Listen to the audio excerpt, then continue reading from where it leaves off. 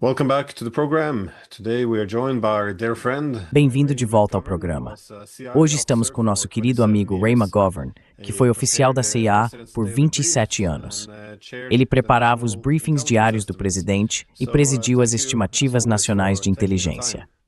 Então, como sempre, obrigado por dedicar seu tempo. Obrigado, Glenn. Houve um grande acontecimento que muda toda a dinâmica entre a Ucrânia, a Rússia, a União Europeia e os Estados Unidos. Parece que o novo ano está começando de forma bastante turbulenta, e isso pode significar que toda a guerra esteja tomando um rumo diferente. Podemos vir a entender melhor a real possibilidade de mudança nas relações entre os Estados Unidos e a Rússia. Eu queria saber, o que você acha de todas essas notícias que estão chegando?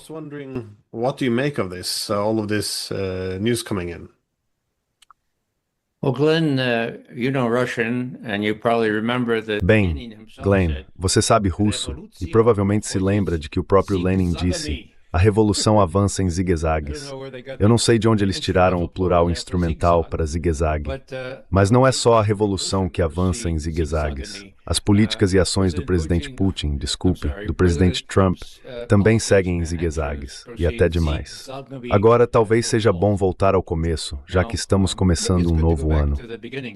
Nesta mesma época, no ano passado, o regime de Biden já havia sido praticamente deixado de lado pelos russos. E não apenas isso. Bem, você conhece a palavra Dogovor, é um acordo, ou mais formalmente um tratado, certo? Sposobny significa capaz. Então os russos diziam que o regime de Biden é Nedogovor Sposobny, incapaz de chegar a um acordo sobre qualquer coisa. E isso, é claro, era verdade em todos os sentidos.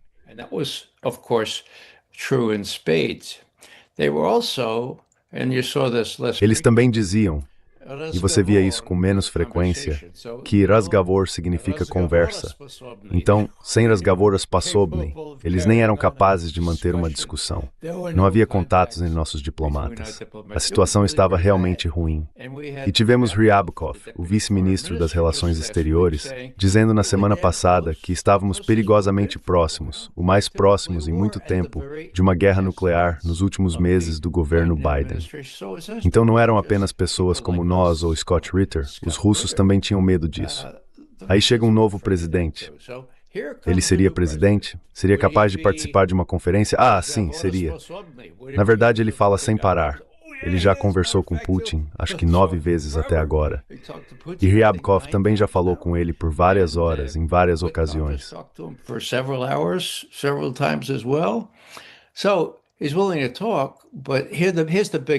Então ele está disposto a conversar. Mas aqui está o ponto principal, é isso que estou tentando entender. Ele é capaz de fazer um acordo? Vamos supor que ele queira fazer um. Ele é capaz? Ele é dono de si mesmo? Nos últimos meses tem sido um verdadeiro vai e vem. Primeiro ele é dono de si, e então o general Kellogg lhe diz: não, os ucranianos ainda podem vencer, e a economia russa desmoronou. Então o presidente Trump repete isso, e depois de alguns meses percebe que foi muito mal informado. Ele afasta Kellogg e escolhe negociadores em quem confia. E veja, se você olhar apenas para o mês de outubro, é realmente interessante porque eles conversam, isto é, Trump e Putin, no dia 16 de outubro. Trump and Putin talk on October 16th. And Zelensky is due in Washington the next day. E Zelensky deve chegar a Washington no dia seguinte. E claramente Putin diz: olha, esqueça esses Tomahawks, não dê esses Tomahawks a ele. Isso seria realmente ruim. Então no dia seguinte Trump diz: ei Zelensky, nada de Tomahawks, entendeu? Nada de Tomahawks. Uau! Depois Trump diz: e nós vamos conversar, meu secretário de Estado, Rubio, vai conversar com Lavrov na segunda-feira. Bem, o que acontece na segunda-feira? Eles parecem ter uma conversa razoavelmente boa. Mas então, de repente do nada, Trump impõe aquelas sanções esmagadoras a Lukoil e a Rosneft, as principais companhias petrolíferas russas. E aí o caos se instala, sabe? E então Trump diz: olha, eu falei sobre uma nova cúpula em Budapeste, esqueça isso. In Budapest, forget about it. We're not going to do that. Nós não vamos fazer isso. Então qual foi o motivo de tudo aquilo, daquela mudança de direção? foi a forte pressão que Trump sofreu por negar a Zelensky aquelas armas, aqueles Tomahawks, e também por dizer sim, vamos ter outra cúpula. Então a cúpula foi adiada. Agora, no mesmo dia, e isso é ilustrativo, no mesmo dia em que as novas sanções foram impostas contra o petróleo russo e outras coisas, Putin foi questionado sobre o que achava. Na verdade, foi 2 dias depois, e ele disse, bem, sabe, os europeus estão impondo sanções agora. E veja, eles nos vendem vasos sanitários, e nós vendemos vasos sanitários para eles. E sabe, vai ser um movimento muito tolo da parte deles, porque se não mudarem sua política, vão precisar de todos os vasos sanitários que pudermos vender para eles, certo? They're going to need every toilet bowl that we can sell them, okay? Sort of a little laughter there. And then what happens? Um pouco de risadas ali. E então o que acontece? Ele envia um de seus homens de confiança, Dmitriev, para a Flórida, para trabalhar com Witkoff e Jared Kushner e elaborar algum tipo de acordo razoável que sabemos ter sido realmente redigido por Dmitriev na Flórida. Sabemos disso por causa de uma conversa interceptada, pelo amor de Deus. E foi isso, houve algumas emendas. O Merov, o ucraniano, também estava lá. Isso foi o que foi levado para aquela reunião de mais de 5 horas com Putin, por Witkoff e Jared Kushner. Agora, o próprio Putin foi questionado. 5 horas? Ele disse, sim, foi. Isso é uma citação? Foi tempo demais, sim, mas valeu a pena. Então, novamente, isso é uma citação, porque tratamos a maioria daqueles 28 pontos individualmente.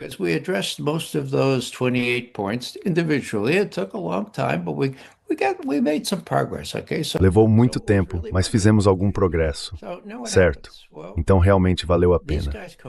E agora o que acontece? Bem, esses caras voltam para casa e há uma nova reação. E depois? Bem, então temos Putin dizendo, olha, talvez eu devesse aparecer de uniforme com minha farda e dizer ao presidente, dizer ao mundo que temos 10.500 soldados ucranianos cercados na linha de frente. Não queremos matar todos eles, não matem todos. Certifiquem-se de lhes dar uma chance de se render. E também temos essa nova arma. Agora me fale sobre essa nova arma, ele diz ao chefe do Estado-Maior. Então Gerasimov Algon Harvey sabe. Gerasimov says, well, this is really something, It can fly forever. It's a cruise missile and Ele pode voar para sempre. É um míssil de cruzeiro e pode ir até o Polo Sul. E por quanto tempo ele pode ficar lá em cima? Suponho que você saiba o que é. Então o que Putin estava dizendo era, veja, não brinque conosco, nós temos as vantagens estratégicas além de todas as outras coisas. Logo depois, Ushakov começou a fazer comentários. Mas o conjunto mais recente de eventos é esse enxame de drones contra a residência do presidente perto de Valdai, que fica mais ou menos no meio do caminho entre, bem, você sabe disso, Glenn, você já esteve lá, entre Moscou, e eu ia dizer Leningrado, São Petersburgo. E agora não há dúvida de que houve uma série de drones ucranianos, porque a CIA admite isso.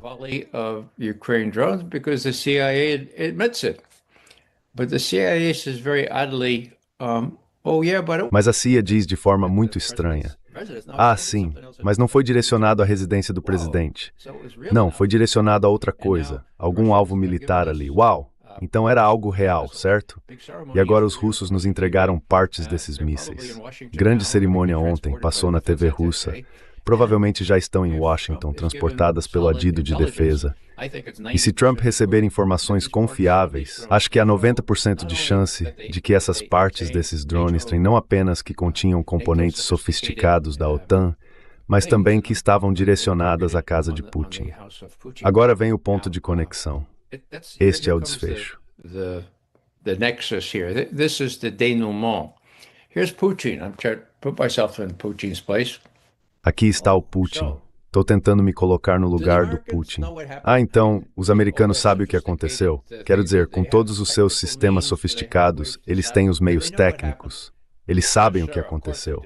Sim, senhor, é claro que sabem. Então por que o Trump meio que voltou atrás ao dizer, bem, ele acreditou em mim quando eu falei com ele, diz Putin. Nós não sabemos. Certo, bem, os americanos vão pegar essas partes e conseguir entregá-las a analistas honestos para que possam dizer o que havia nelas. Aquela era uma tecnologia sofisticada que os Estados Unidos e a OTAN têm, ou talvez apenas os Estados Unidos, meu Deus, ou a OTAN. Eles conseguirão fazer isso? Bem, não sabemos, Sr. Trump, porque a CIA também está alimentando o New York Times, como costuma fazer, com avaliações da CIA que não concordam com o que temos nas coordenadas. That don't agree with what we have with the coordinates. So let me rehash, says Putin. The Americans know what really happened. Então deixe-me recapitular, diz Putin. Os americanos sabem o que realmente aconteceu, certo?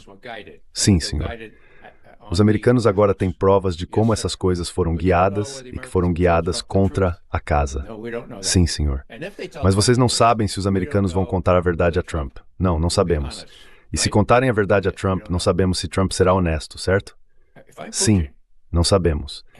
Então, se eu sou o Putin e vejo todos esses zigue-zagues, bem, eu digo, tudo bem, achamos que tínhamos algo bom em andamento. Mesmo depois do ataque à casa perto de Valdai, pedi a Lavrov que se levantasse e lamentasse o ocorrido. Mas ele também disse, porque eu mandei, que apesar desse ataque, não temos intenção de nos retirar das negociações com os Estados Unidos. To withdraw from negotiations with the United States. Oh. So, this is the big point. Então este é o ponto principal aqui. Os russos, ao longo deste último ano, mostraram que, pelo menos na minha visão, nem todos concordam, falam e agem de maneiras que me indicam que o principal objetivo deles, o grande objetivo geral, é conseguir um relacionamento melhor com os Estados Unidos. Agora, por quê? Bem, algumas coisas são bem simples. Eu olho para Putin. Ele trouxe o país dele de volta do desastre. O que ele herdou foi desastre, pilhagem e todo o resto vindo do Ocidente. Ele colocou o país de volta nos trilhos e suas forças armadas não ficam atrás de nenhuma. Ele vai arriscar uma guerra nuclear e ver tudo isso destruído? Não. Ele é um cara sensato? Na minha opinião, sim. Ele quer dominar o resto do mundo? Does he want to take over the rest of the world? No. Rest of Western Europe? No. Rest of Europe? No. Okay. Não. O restante da Europa Ocidental? Não, o restante da Europa. Não. Certo. Então aqui está ele com esse objetivo prioritário, não irritar Trump a ponto de ele, de forma irascível, fazer alguma estupidez. Trate-o com extremo cuidado, porque ele é um narcisista delirante, pelo amor de Deus. Você está lidando com alguém, é preciso lidar com Trump, diz Putin, da mesma forma que os porcos-espinhos acasalam na floresta, com muito, muito cuidado, certo? E é isso que ele tem feito. Mas agora vem o momento decisivo.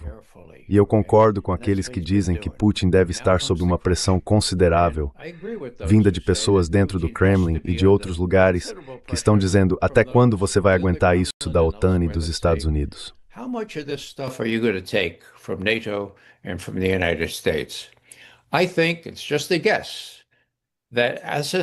Acho, é apenas um palpite, que à medida que isso vier à tona, ficará revelado que havia tecnologia da OTAN envolvida nesses drones, que não se tratava necessariamente de tecnologia proprietária dos Estados Unidos, e que Putin tentará mais uma vez separar as relações entre os Estados Unidos e a Rússia e as próprias negociações entre os dois países, dos desamparados europeus, que finalmente terão de perceber que não tem nenhuma carta nesse jogo. Eles não têm dinheiro, não têm tropas, e esperar pelo armamento norte-americano, que nem sequer podem pagar, é uma perda de tempo. Então acredito que Putin, e isso é um palpite, continuará dizendo que não é preciso fazer nada drástico. Vamos retaliar, faremos um por um na Ucrânia.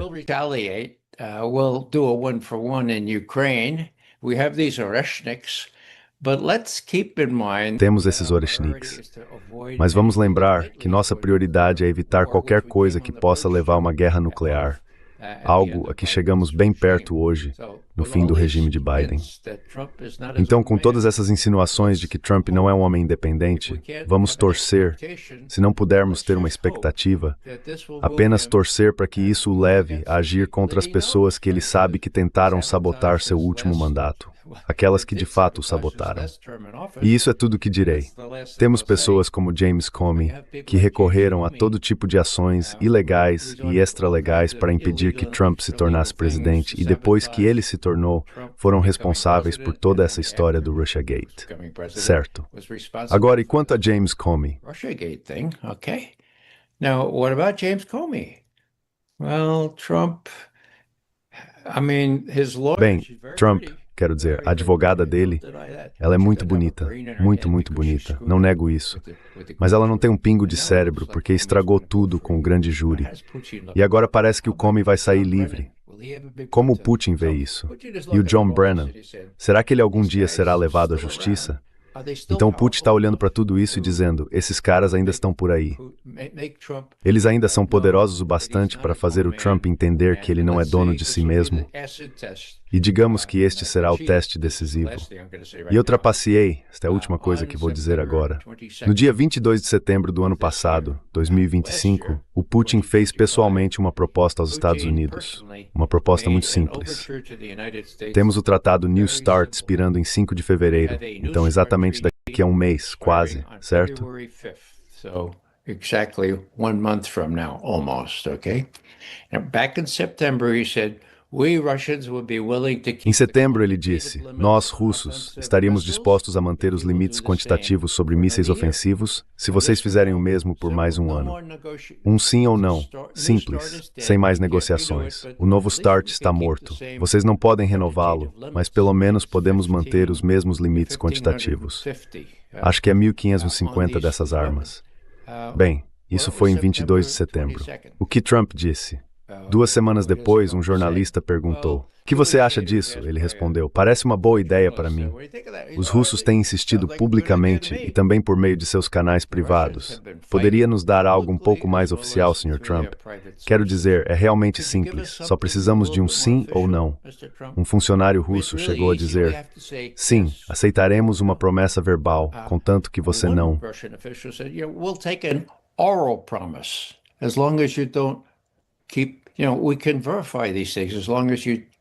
Podemos verificar essas coisas desde que você se mantenha dentro dos limites quantitativos.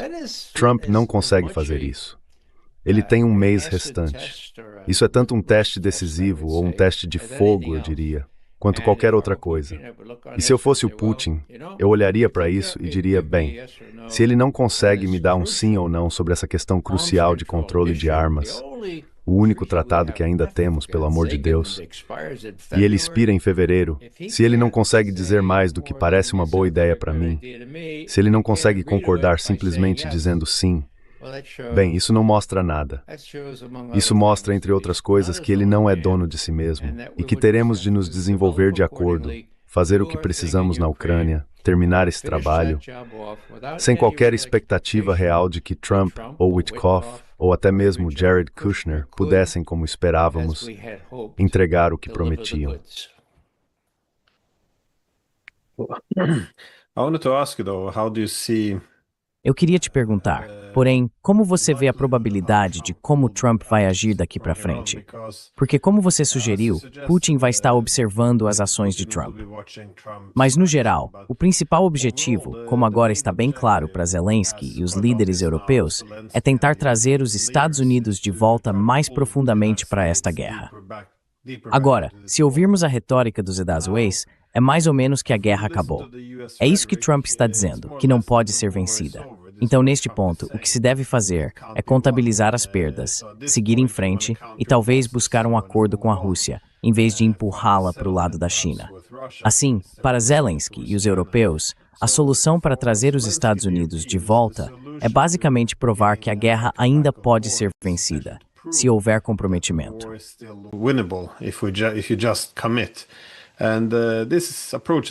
E essa abordagem é muito transparente. Se você lê qualquer jornal europeu, não importa de qual país seja, as manchetes são sempre as mesmas. O ataque espetacular da Ucrânia, veja como eles atingiram profundamente a Rússia, os russos são apenas um tigre de papel. E claro, os russos estariam supostamente perdendo centenas de milhares de soldados por ano. Quero dizer, todo esse jornalismo espetacular, digamos duvidoso, eles não estão informando, estão vendendo uma guerra.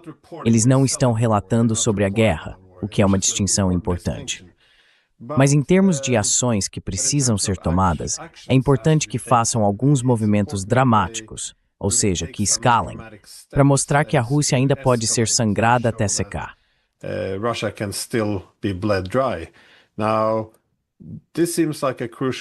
Agora, Este parece ser um ponto crucial em que Trump terá de tomar uma decisão. Ele vai apoiar os europeus e Zelensky e celebrar novas escaladas, ou vai começar a criticar isso.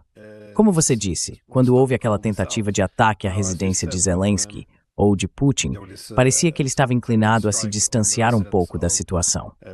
Mas, novamente, uma crítica comum é que Trump está simplesmente entregando a guerra, terceirizando-a para os europeus, basicamente aplaudindo-os, mas querendo lavar as mãos dos Estados Unidos em relação a isso.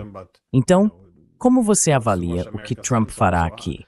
Porque eu sempre vejo uma tese bastante convincente dos dois lados. I always say this quite convincing thesis on both sides. One is that Trump recognizes there's a Uma visão é que Trump reconhece que há um novo equilíbrio de poder e que não faz sentido continuar confrontando a Rússia como se ainda fosse a União Soviética. Mas ele precisa lidar com seus próprios falcões. Por outro lado, o argumento é que ele faz o que todo outro líder americano já fez. Fala sobre mudança, mas acaba apunhalando os russos pelas costas. Essencialmente, ele não está jogando contra os falcões, está jogando contra os russos. Então, como você? Bem, acho que em Moscou estão fazendo a mesma pergunta, porque ele é muito ambíguo, tanto em seu discurso quanto em suas ações. Então, para onde você acha que estamos indo a partir daqui? Well, Glenn, let me pick up on the European. Glenn, deixe-me começar pela opinião pública europeia, porque houve um artigo muito interessante no jornal alemão de maior circulação, Die Welt, certo? Ele falava sobre Schmerzhafte Wahrheiten, verdades dolorosas. Foi algo realmente impressionante. Agora, este é o jornal de maior circulação na Alemanha. Aqui está o que dizia: a Ucrânia vai perder a guerra contra a Rússia. Os europeus precisam admitir isso, mesmo que doa. A única coisa que importa agora é evitar que algo ainda pior aconteça. É hora de encarar os fatos, die Wahrheiten, de forma sóbria e dolorosa. A Ucrânia vai perder a guerra contra a Rússia. O país está envolvido numa guerra de desgaste contra o agressor russo, que está lenta, mas seguramente minando suas forças.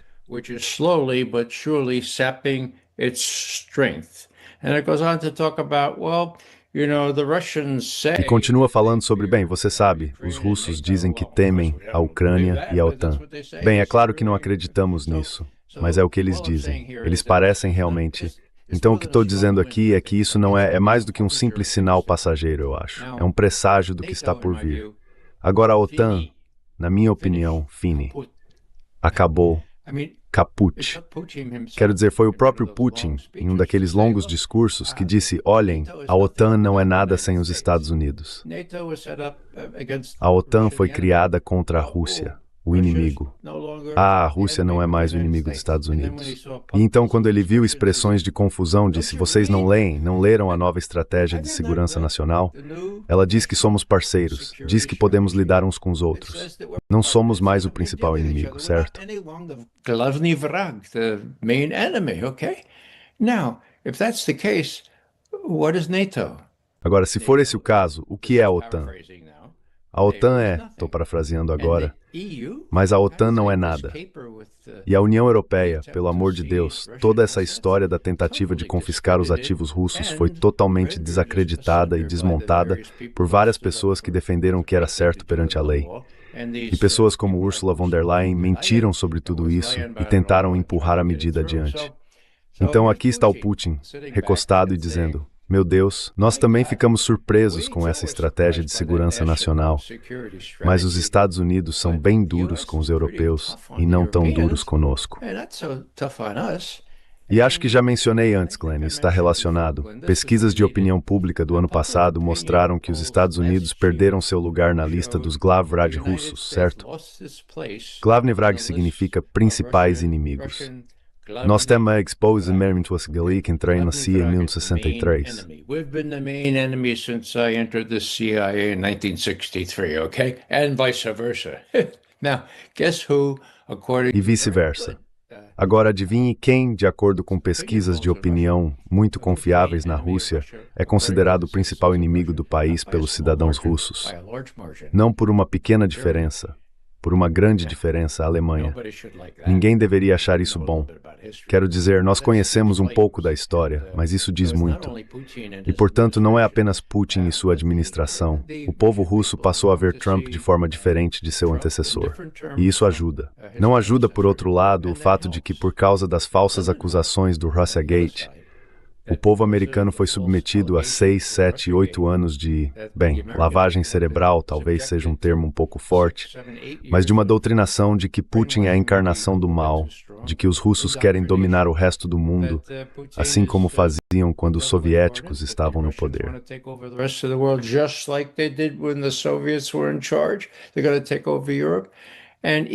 Eles vão tomar conta da Europa. E embora isso seja facilmente contestável, os americanos não estão entendendo isso. Por bem, eu adoro que alguns americanos nos vejam hoje, mas é um segmento muito pequeno da população.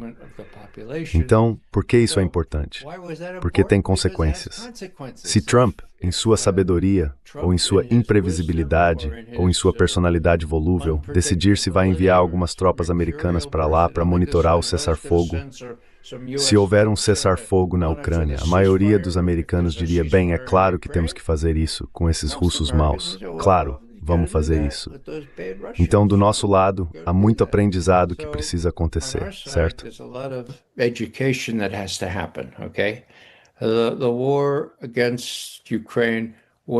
A guerra contra a Ucrânia não foi sem provocação.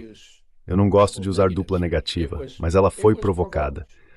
Na verdade, aqui nas minhas anotações, tem um artigo da revista Foreign Affairs, escrito por John Mearsheimer, que já participou do seu programa. Não sei se você consegue ver aqui, mas o título é Por que a crise da Ucrânia é culpa do Ocidente? As ilusões que provocaram Putin.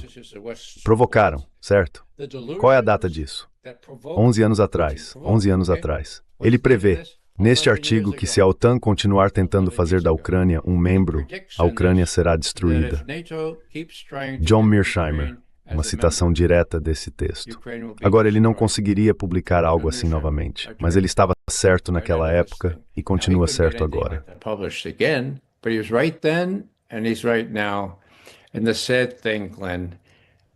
E o triste, Glenn, é que pessoas como Lindsey Graham e outros estavam felizes da vida em ver os ucranianos lutarem até o último ucraniano, enquanto Lindsey Graham se gabava de que não deveríamos perder um único soldado fardado.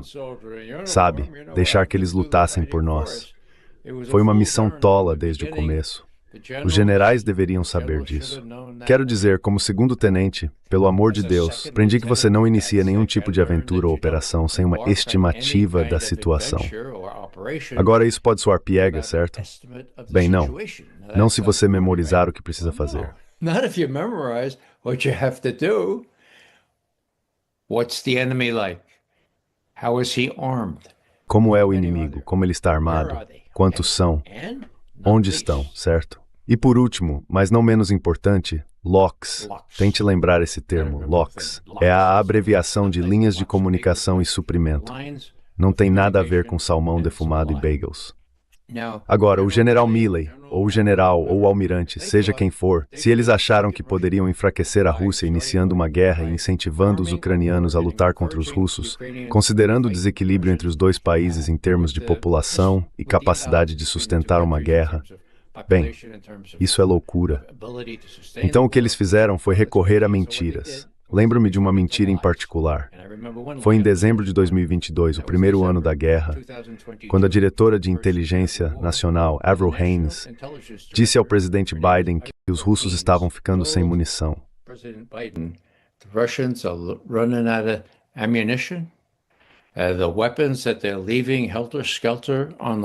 As armas que eles estão deixando espalhadas nas linhas de frente, eles não conseguem substituí-las porque não têm capacidade própria para isso. Nós estamos em vantagem. Então, em julho de 2023, Biden foi instruído a dizer a mesma coisa por seu diretor da CIA na época, Bill Burns. Putin já perdeu. Então eles estão recebendo informações de inteligência muito ruins.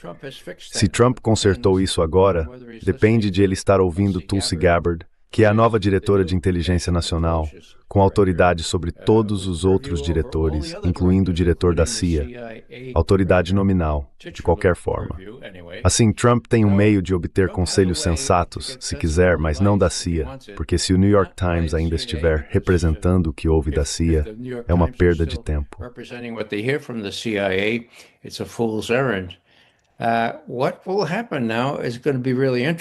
O que vai acontecer agora é realmente interessante. Mas voltando ao seu ponto sobre a Europa está fora disso. A Europa se descreditou. Os russos dizem que a Europa se excluiu. E não só a Europa, mas também pessoas que admiram a Europa, como Rubio e outros. Rubio foi deixado de lado. Ele não está participando de nenhuma das negociações. Na verdade, em Mar-a-Lago, há cerca de uma semana, quando Trump se gabava de como seus negociadores estavam fazendo um ótimo trabalho, ele disse Witkoff e Jerry, Jared Kushner, meu genro, sim, o secretário Rubio também. E quando Zelensky agradeceu as pessoas que estavam ajudando, ele mencionou Witkoff e Kushner, mas esqueceu de mencionar Rubio.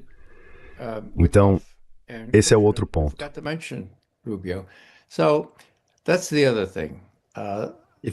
Se eu puder interromper, Ebbes Hadamol, o general Keith Kellogg, idiota, o que é um bom indicativo, esse é torcendo pela paz, eu me escato. Quem foi que se ligou? Trump chamou o general Keith Kellogg de idiota. I missed that. Eu perdi isso.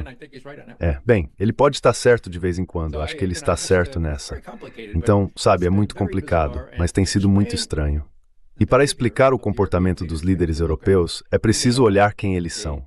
São burocratas de partido, subindo para cargos de topo sem muita experiência real. São políticos oportunistas e foram puxados para essa situação pelo Biden. Agora isso se tornou a guerra deles. Gastaram bilhões, seja em euros ou libras, para sustentar uma guerra cujo dinheiro deveria ter ido para serviços sociais, o Sistema Nacional de Saúde e outras coisas. Então agora estão muito vulneráveis se voltarem para o seu povo e disserem, bem, sabe, nós perdemos.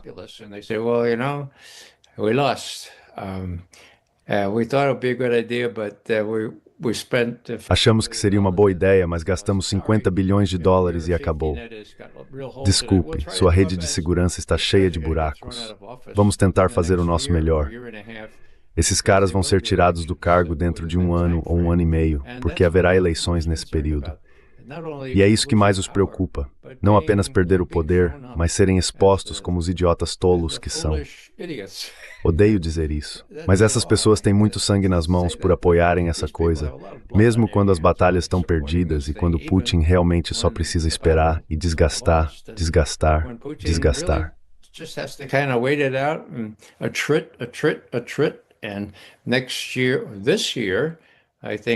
E no próximo ano, bem, neste ano, acho que veremos o desfecho final quando os ucranianos ficarem sem tropas.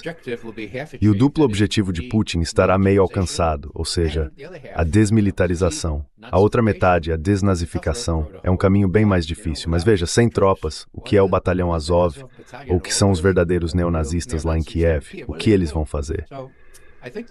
Então acho que a questão é, bem, a pergunta é se Trump pode dar aos russos o tipo de... Bem, vou terminar com isso. O objetivo russo aqui não é apenas eliminar o exército ucraniano, mas conseguir algum tipo de acordo que impeça que isso aconteça novamente, certo? E isso provavelmente incluirá algum tipo de zona de amortecimento, não é? Buffer zone or cordon sanitaire, right? And it will also include some sort of agreement. E isso também incluirá algum tipo de acordo para limitar as forças de cada lado. Terá que proibir a Ucrânia, o que restar dela, de entrar na OTAN e o restante deverá ser negociado. Agora isso parece fácil, não é tão simples assim, mas os contornos estão claros e é isso que inevitavelmente vai acontecer. Agora, poderia acontecer algo pior? Sim. Então qual é a boa notícia? A boa notícia, ao meu ver, é que Putin é uma pessoa muito gradual, muito cuidadosa, muito perspicaz. Ele é um estadista. Ele sabe que está no comando disso. Está em posição de vantagem. Ele não precisa fazer nada precipitado. E há a possibilidade de que Trump faça o que for necessário para que, com um pouco de maquiagem nessa derrota, Trump possa sair dizendo, bem, essa foi a guerra de Biden. Trump can come away and say, well, this was Biden's war. I want to stop the killing, and I've made the best deal I can. The Russians. Quero parar a matança e fiz o melhor acordo que pude. Os russos estão no controle. Estamos fora de lá. E acho que isso é inevitável. Já estamos meio fora de lá, já que não estamos mais fornecendo armas nem dinheiro. Aparentemente ainda estamos fornecendo inteligência, e isso é um problema. Nesse novo acordo em que a residência de Valdai foi atingida, se ficar comprovado que foi inteligência da OTAN guiando aquelas coisas em direção à casa, bem, acho que haverá um ótimo argumento para Putin dizer: certo, Sr. Trump, pelo amor de Deus, agora pare de fornecer a eles qualquer tipo de informação que lhes permita nos atacar de forma tão específica e tão drástica. So specifically and so drastically. É bem, eu vi nas últimas 24 horas muitos artigos de jornal, inclusive neste país, em que estão começando a reconhecer que a guerra não está indo como esperavam. E estão tentando explicar isso. Bem, de novo, tem que haver algum controle de narrativa. Então, essencialmente, o argumento é que todos os especialistas, todos os principais especialistas, talvez tenham se enganado. E para explicar o motivo, dizem que foi porque foram vítimas de pensamento ilusório, o que é uma forma elegante de dizer propaganda de guerra vil e censura. Mas acho que eles também precisam maquiar esse porco. E sobre o tema de nunca permitir que isso aconteça de novo, esse tem sido o argumento o tempo todo, inclusive no artigo de 2014 do Mearsheimer ao qual você se referiu.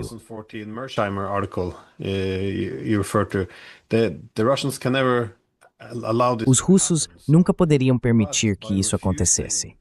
Mas ao se recusar a fazer qualquer acordo com os russos, acordos nos quais eles sintam que a OTAN não vai tentar usar a Ucrânia como um intermediário, a garantia de que isso nunca mais acontecerá terá que vir por meio do poder militar. Isso significa tirar da Ucrânia uma grande parte de seu território, destruir sua infraestrutura, destruir seu exército. Quero dizer, será algo muito brutal o que acontecerá com a Ucrânia se não houver um acordo na mesa. Mas isso ocorre novamente por causa de nossos, digamos, mídia e políticos que têm sido vítimas de pensamento ilusório. Nem sequer podemos apresentar esse argumento sem sermos chamados de fantoches do Kremlin. Eu queria te perguntar sobre isso. Posso só comentar a respeito? Can I just comment on that? Sim, por favor, vá em frente. Acho que o pano de fundo de tudo isso é, mais uma vez, o fato de que os Estados Unidos não estão na OTAN da mesma forma que costumavam estar. Agora, o que uso como prova disso? Na última cúpula da OTAN, Trump chegou um pouco atrasado. Você deve se lembrar disso, Glenn. E por fim, o chefe da OTAN, Mark Rutte, disse: o papai chegou. Entre, papai. Não foi nosso momento mais orgulhoso. Agora, você sabe o que é um caloteiro? É um pai que não paga mais pensão alimentícia, certo? E é isso que o papai acabou se tornando. Ele disse aos europeus: olhem, vocês fizeram a minha guerra, já gastamos muito dinheiro, agora é com vocês, por favor. E o que os europeus fazem? Tentam roubar fundos russos para isso, certo? Então mostraram-se completamente ineptos.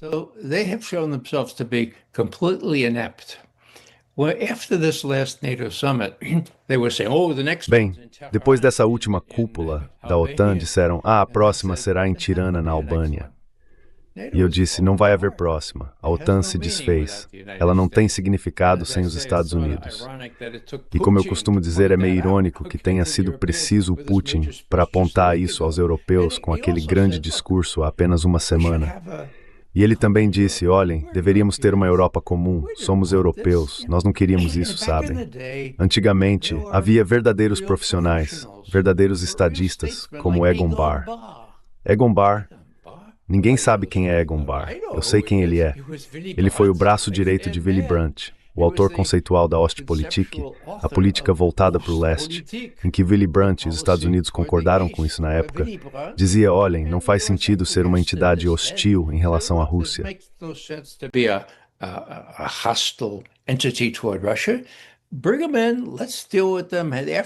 Tragam-nos para dentro, vamos lidar com eles.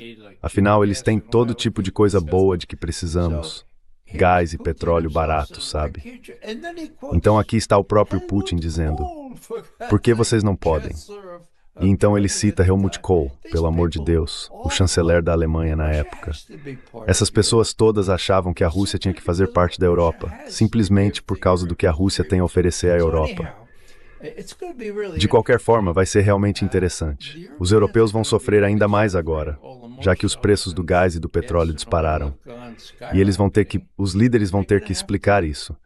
E não há uma explicação real, exceto, bem, acreditamos nos americanos que eles poderiam vencer aqui e apenas fizemos o que o Biden nos disse para fazer. E sinto muito, mas isso não vai funcionar.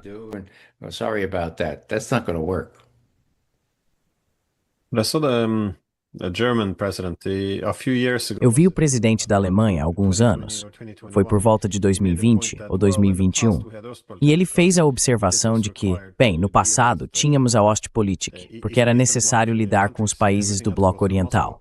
Tudo tinha que passar por Moscou. Mas agora que eles estão em nosso bloco, não precisamos mais nos engajar com Moscou dessa forma. O que é uma reinterpretação bastante perversa do que a Ostpolitik deveria significar. Mas sim, novamente, isso remete a uma das razões pelas quais os russos agora veem a Alemanha como retornando ao seu antigo status de principal inimiga.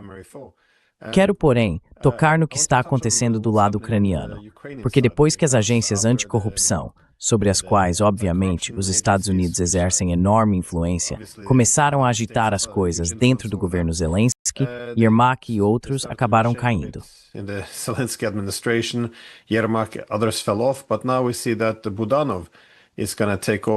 Mas agora vemos que Budanov vai assumir esse cargo.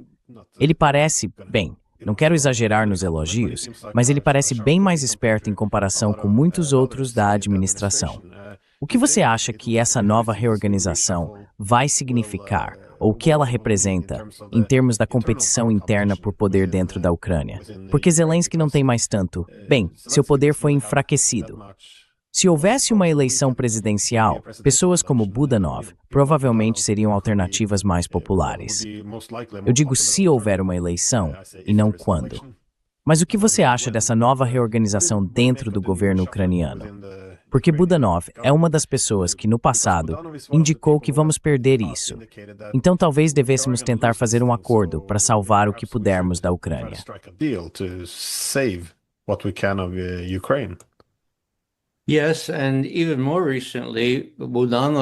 Sim, e ainda mais recentemente, Budanov escreveu alguns artigos realmente críticos sobre a conduta e a política em relação à Rússia. Então quero dizer, eu fiquei tentado a dizer, agora estou sendo pressionado demais porque aquilo é um verdadeiro ninho de vespas. Não posso realmente prever o que vai acontecer. É difícil para mim acreditar que Zelensky seja como a esposa de César, que ele não seja tão corrupto quanto os outros. Acho que podemos partir dessa suposição aqui, Sam. Então, Budanov, ele tem aquele rosto jovem e aparência bem cuidada. Não parece um brutamontes como os outros, mas as aparências enganam, certo? Não sei, talvez ele seja mais honesto do que os outros.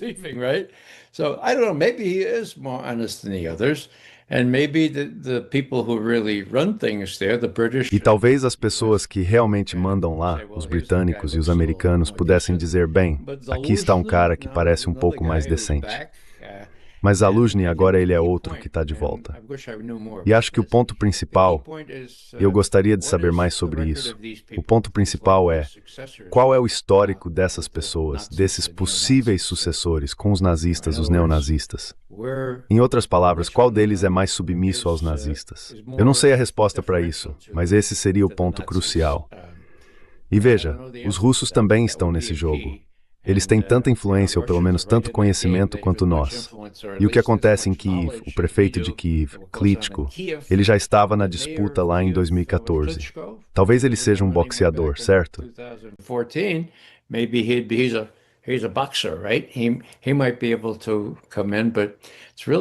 Ele talvez consiga entrar, mas é realmente difícil prever. E talvez isso nem importe tanto, porque quando tudo isso desabar, não vai sobrar muita coisa. E quem estiver no comando terá de se submeter aos acordos, sejam eles quais forem, à medida que forem sendo definidos, com sorte, antes que tudo desmorone. Uma coisa a observar é Odessa. Agora, talvez eu já tenha mencionado isso no seu programa antes, mas Odessa É uma cidade russa, meu Deus. Quero dizer, Odessa foi fundada por Catarina Grande. E Catarina Grande, bem, ela libertou, ela conquistou todo aquele território. Os russos não querem obliterar Odessa.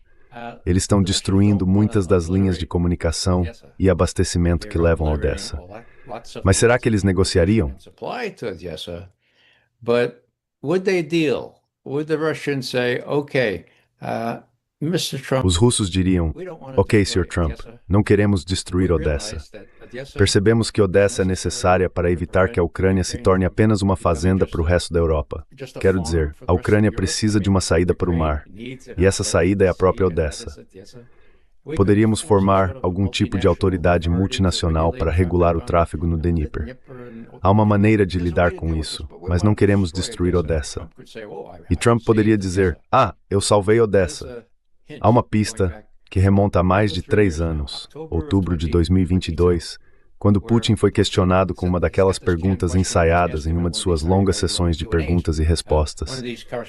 Um correspondente disse, Presidente Putin, eu gostaria de passar férias em Odessa.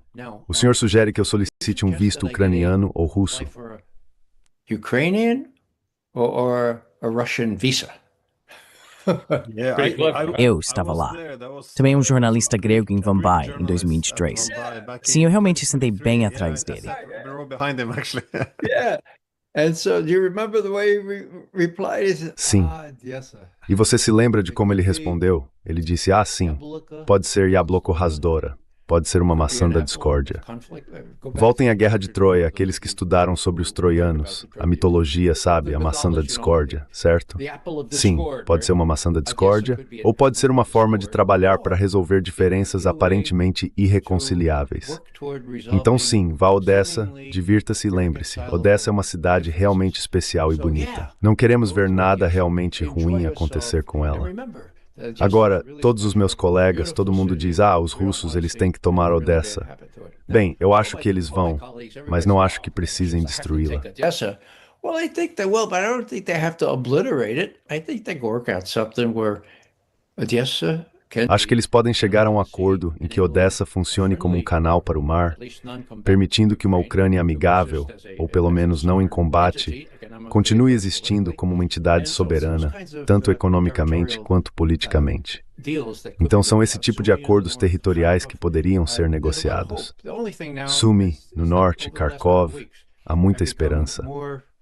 A única questão agora é que nas últimas semanas fiquei mais relutante em dizer que Trump, que é o verdadeiro jogador-chave aqui, conseguiu deixar pessoas como Rubio, Kellogg e outros de lado. Ele fez isso, mas agora tudo realmente depende de ele estar disposto a admitir que Putin lhe disse a verdade sobre esse ataque perto de Valdai e que a CIA mentiu. And that the CIA lied. You know, maybe you were here, maybe you were... Sabe, talvez você estivesse lá, talvez em Helsinki, ou onde foi mesmo, foi na Polônia. Alguém perguntou, Polônia ou Helsinki? Alguém perguntou a Trump durante seu primeiro mandato, com Putin bem ao lado dele, e essa história de Russiagate e a interferência russa na eleição de 2016. Pois bem, isso foi muito antes de as pessoas perceberem que aquilo era uma mentira descarada. Então Trump diz, bem, o Sr. Putin diz que isso não aconteceu. A interna ocidental de Bunker accounta da face vai acreditar na CIA ou no Sr. Putin, pelo amor de Deus. E John Brennan disse traição. Traição. Treason is the word for this. Treason. Mas acabou se revelando que as agências de inteligência dele estavam mentindo e que Putin não estava. Então é isso. Quero dizer, o caso da Russiagate, o modo como foi simplesmente varrido para debaixo do tapete depois de ser exposto como uma farsa, é algo realmente extraordinário. Poderíamos ter aprendido muito com isso, em termos de como tudo aquilo foi desnecessário e de como a política interna acabou ajudando a intensificar uma rivalidade entre grandes potências. Isso é, em certa medida, a definição de uma potência fracassada. Quando as disputas internas passam a influenciar a política externa, a ponto de minar o interesse nacional? Porque um Estado racional é aquele que age de acordo com seu interesse nacional. Se você permite que as brigas domésticas ditem a política externa, não se trata de um Estado falido, mas de um Estado irracional. Esse é um caminho muito perigoso de seguir. Mas em vez de tirar uma lição disso, Elon acaba nam prakamor. Five extensible diferentes versões. Common policy now. We do it in different versions all the time. Yeah, and who learns the big lesson from this? E quem é que aprende a grande lição com isso? Vladimir Vladimirovich Putin. Ele olha para tudo isso e diz, meu Deus, agora Trump já foi presidente por um ano inteiro. Ele tentou levar James Comey, chefe do FBI, culpado como pecado, comprovadamente culpado a julgamento, e estragou tudo. Mandou uma mentirosa qualquer que não sabia exercer a advocacia. Ninguém foi responsabilizado. John Brennan, o Congresso recomendou que ele fosse indiciado, mas nada aconteceu. Então, ponto principal aqui, se eu me colocar no lugar de Putin, é que esse cara, o Trump, fala alto e parece bem intencionado, mas não é dono de si mesmo. E alguns desses autores russos agora estão dizendo que ele é fraco. Temos que reconhecer isso. Ele é fraco. We have to recognize that. He's weak. Now, does that make a hell of a lot of difference? Agora, isso faz uma grande diferença. Não no curto prazo, apenas no longo prazo, nos próximos 3 anos, porque Putin quer algo maior do que apenas o fim da guerra com a Rússia, tendo tomado os territórios que já possui, e talvez mais. Eles querem algo mais amplo. Eles querem algo do qual os Estados Unidos façam parte, para poderem dizer, bem, os Estados Unidos e nós concordamos que nossos interesses centrais russos, serão respeitados. E não temos um tratado, mas temos um acordo de cavalheiros.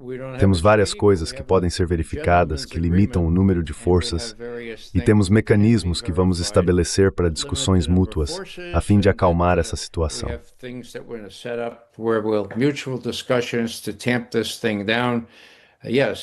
Zelensky is gone.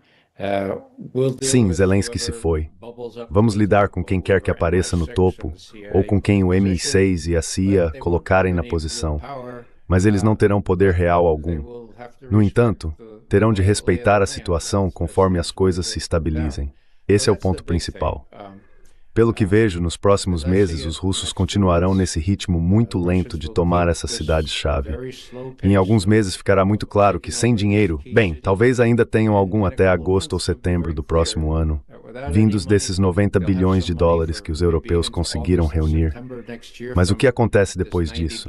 É uma missão fadada ao fracasso. But what happens after that?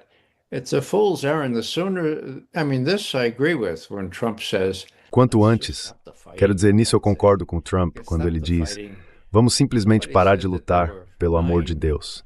É possível parar a luta. Alguém disse que 9.000 soldados ucranianos foram mortos em uma semana. Eu não sei, esqueci onde li isso. Mas, meu Deus, são seres humanos. Vamos simplesmente parar com isso, porque podemos. Está claro quem vai colher os despojos disso, mas também está claro quem foi provocado, e foram os russos que foram provocados. Podemos provar isso. John Mearsheimer disse isso há 11 anos. O triste é que ninguém deu atenção a John Mearsheimer. Todo mundo em Washington acha que sabe tudo, certo? Eu perguntei uma vez a John Mearsheimer, John, você está em Washington? I asked John Mearsheimer once, John, you're in Washington. Did anyone from the State Department or the CIA seek to speak to you? Alguém do Departamento de Estado ou da CIA tentou falar com você? Quero dizer, você tem acertado nessas questões. John olhou para mim. Esta é uma reunião pública. John olhou para mim e disse, Ray, estou fazendo isso há 35 anos. Nunca, nenhuma vez, alguém do Departamento de Estado, da CIA ou do Departamento de Defesa, aliás, procurou me consultar. Isso por si só já diz muito. E enquanto eles mantiverem essa atitude isolada, nós sabemos de tudo. Não há muito sangue novo entrando lá. São as realidades no terreno que precisam ditar o resultado. E é isso que estamos vendo agora em relação à resolução deste conflito.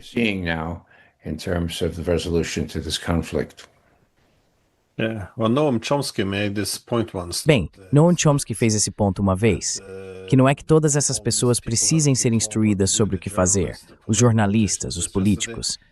É que elas simplesmente não chegariam a essas posições se tivessem digamos, a estrutura analítica de pessoas como John Mearsheimer, porque chegariam às conclusões erradas e não seriam ouvidas. Em vez disso, como eu disse antes, recebemos essa mensagem de choque do tipo: acontece que todos os nossos especialistas de destaque estavam errados. Bem, então eles não são grandes especialistas assim, são? Well, they're not that leading experts, then are they? And then they don't ask the question. E então eles não fazem a pergunta: e quanto a todas as pessoas que acertaram, os Mearsheimers e outros? Por que ainda não estão ouvindo essas pessoas? Eles continuam ouvindo as mesmas pessoas de sempre. Quero dizer, foi a mesma coisa na época da invasão do Iraque. Todas aquelas pessoas que erraram continuaram boiando no topo da privada, como se não houvesse consequência alguma. E as pessoas que acertaram continuaram canceladas. Não é uma meritocracia em termos de quem acerta. É apenas sobre quem é leal ao poder, eu acho.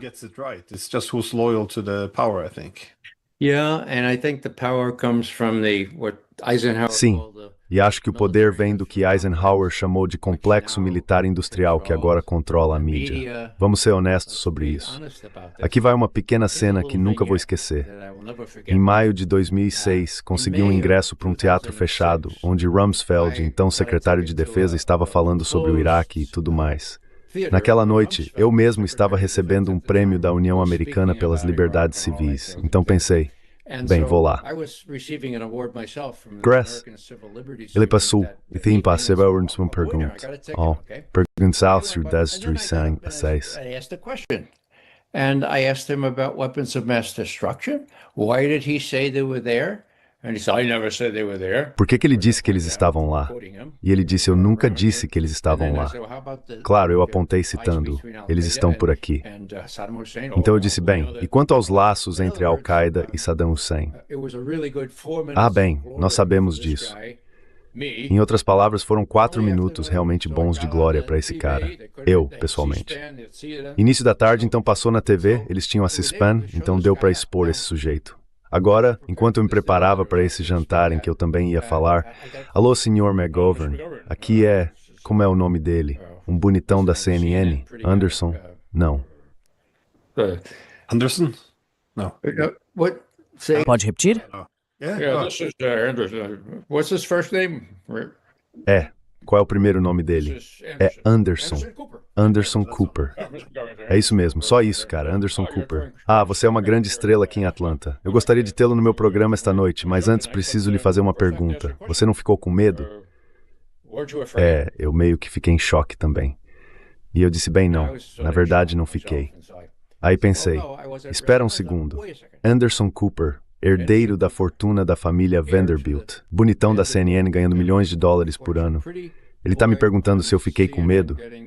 Então eu disse, certo, Ray, manda ver. E falei, não, Anderson, vou ser honesto com você. Eu estudei todas essas questões e aprendi quais perguntas fazer. E quando você faz uma pergunta de verdade, é uma sensação incrível. É realmente uma sensação incrível.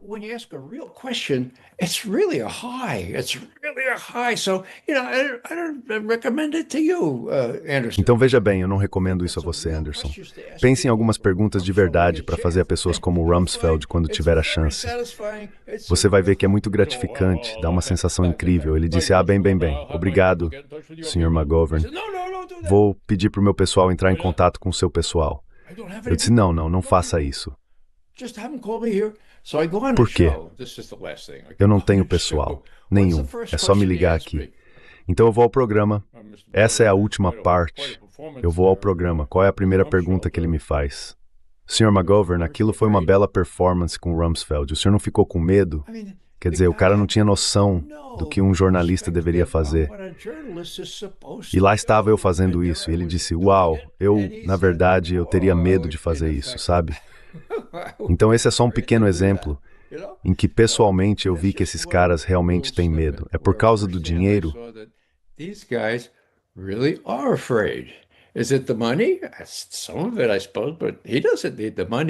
Em parte eu acho que sim, mas ele não precisa do dinheiro. É só por estar no grupo, sabe? Está entre as pessoas que dizem, Saddam Hussein teve um papel no 11 de setembro e Saddam Hussein ia conseguir armas nucleares. Quero dizer, só porque todo mundo diz isso. Essa é a parte triste. E tenho que dizer, quando você menciona jornalistas, houve 2 que acertaram. Eu acertei porque alguns dos meus amigos conversaram com eles por fora, certo? Isso já não é mais segredo. Uma amiga minha tinha uma mesa bem em frente ao escritório do Rumsfeld. Ela via quem entrava e saía e conversou com essas 2 pessoas do Knight Ridder. Não, era do McClatchy. Bem, primeiro Knight Ridder, depois McClatchy. 2 grandes jornalistas. Há um filme sobre isso chamado Shock and Awe, dirigido por Rob Reiner. Certo, então aonde quero chegar com isso? So, what am I getting at? I'm just, let's see, Rob Reiner. Vamos ver, Rob Reiner. A ideia de que você pode denunciar essas coisas. Ah, sim, bem, é verdade. Aqueles 2 jornalistas que foram homenageados, sabe? Depois que tudo acabou, houve cerimônias relutantes, pequenas. Certo, você acertou. Aqui vai um pequeno Oscar para você, algo assim. Por quem eles estão trabalhando agora? Um trabalha para Reuters e escreve porcaria, coisas da CIA. E o outro, acho que também trabalha para Reuters ou para algum desses outros lugares. E sabe, é só uma questão de sustento, eu acho. Você tem que escrever esse tipo de coisa. Esses caras são inteligentes demais para se alimentar desse lixo que recebem, e mesmo assim escrevem. E um deles disse quando eu reclamei, bem, se você tivesse passado os últimos meses na Ucrânia, veria a coisa de um jeito bem diferente.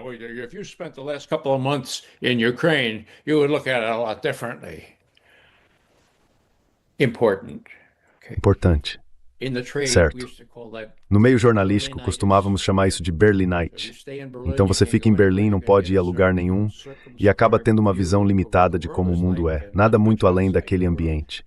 Você fica na Ucrânia e é exposto a tudo aquilo que o cerca, ou faz investidas com tropas iranianas contra esses russos sem fé. Então isso é outra coisa. Berlinite. Quando você vai para um país, vive lá e meio que não consegue pensar em muito além daquele país. Um amigo meu, ex-amigo, ainda amigo, passou por isso. Por isso o jornalismo é realmente importante. Como você sabe, não se trata tanto dos professores. Existem bons professores por aí. Um dos meus favoritos é Geoffrey Roberts. Se você ainda não o convidou para o seu programa, deveria.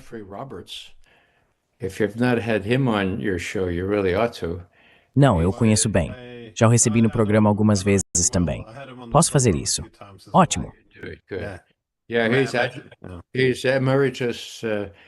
Sim, ele é professor emérito de História Russa na University College Cork, na Irlanda, embora seja britânico. E ele é simplesmente ótimo. Eu busco o conselho dele sempre que me arrisco demais, e na maioria das vezes ele se arrisca junto comigo. Quando você trabalha sozinho, precisa de um pouco de afirmação, ou pelo menos de algum encorajamento ou apoio, para ouvir algo como, bem, você não está completamente louco, McGovern. Em outras palavras, ainda vejo o copo meio cheio. Talvez um pouco mais que meio cheio, porque os europeus não têm mais nenhum papel a desempenhar agora. Acho que o tempo de Zelensky está contado. I think that Zelensky, his time is numbered.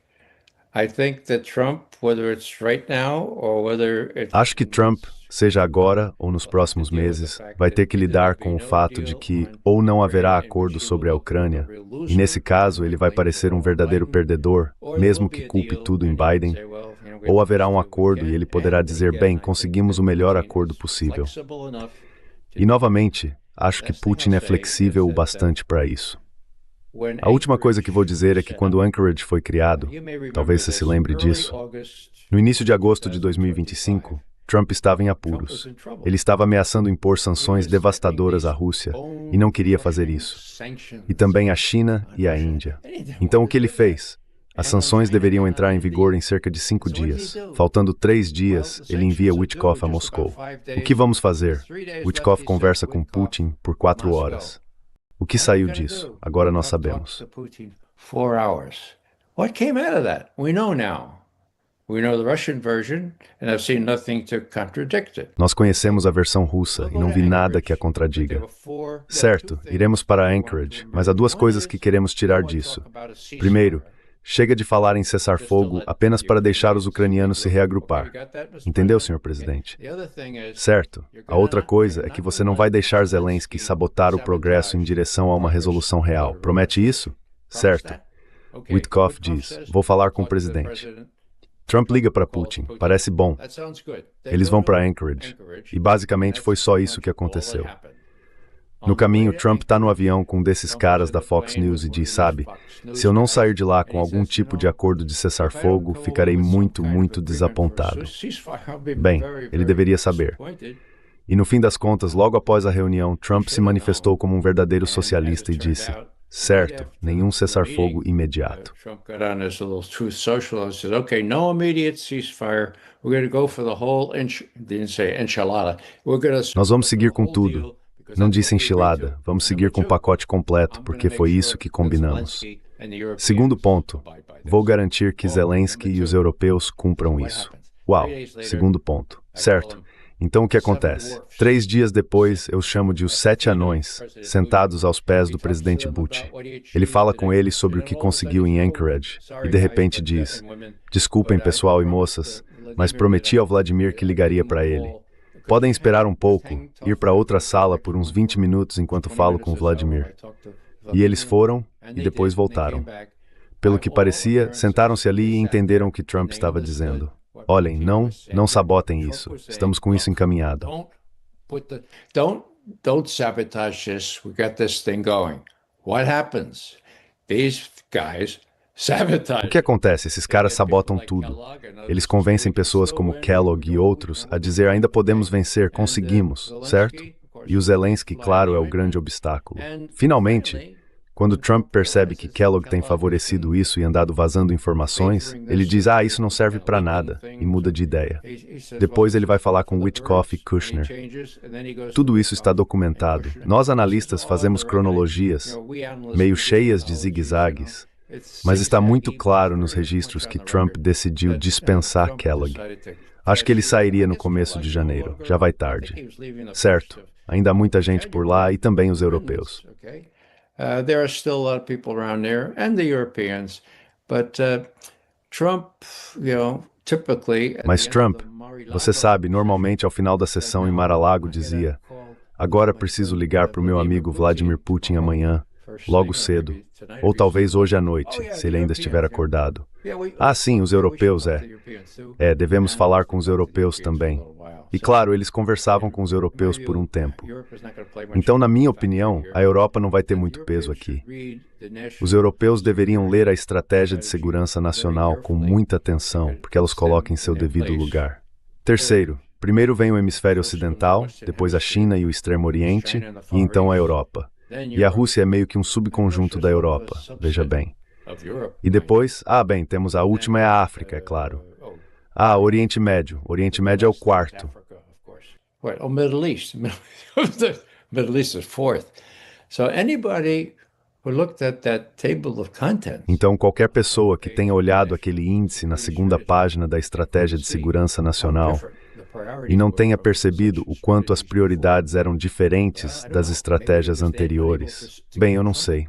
Talvez simplesmente não consigam dar a Trump ao menos o crédito por colocar em sua retórica ou em sua estratégia a forma como ele enxerga as coisas. Agora, o último ponto sobre isso é que com o hemisfério ocidental como foco principal, temo que não se trate apenas dos países latino-americanos, Venezuela e outros, mas dos próprios Estados Unidos da América.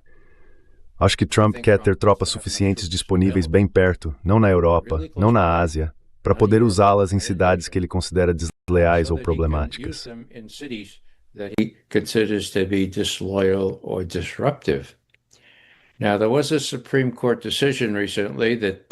Houve recentemente uma decisão da Suprema Corte que freou isso, mas Trump não costuma seguir a lei nem os juízes da Suprema Corte. Não estou inventando.